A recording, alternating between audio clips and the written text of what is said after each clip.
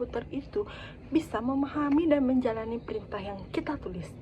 Nah, semua itu berawal dari algoritma, di mana algoritma itu suatu urutan langkah-langkah logis yang menyelesaikan suatu masalah.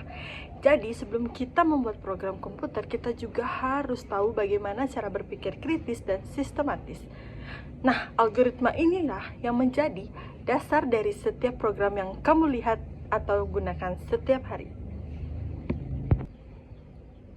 Nah, contoh sederhananya yaitu saat kita menghitung luas persegi, di mana langkah pertama itu kita harus memasukkan panjang, kedua yaitu memasukkan lebar, lalu mengkalikan dari panjang dan lebar, sehingga menampilkan hasilnya.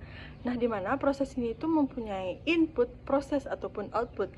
Nah, ini adalah contoh nyata bagaimana algoritma itu bekerja dalam kehidupan sehari-hari. Nah, setelah kita memahami logikanya, barulah algoritma itu diubah menjadi kode program.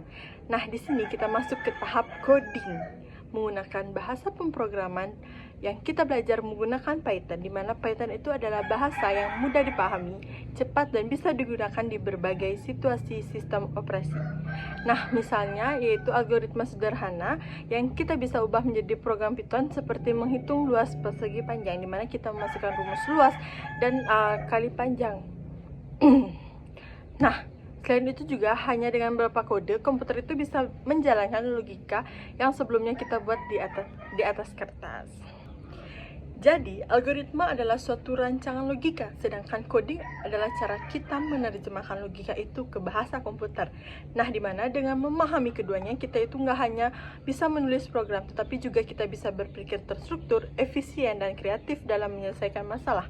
Dimana dari logika menjadi program nyata, itulah inti dari belajar algoritma dan coding dengan Python.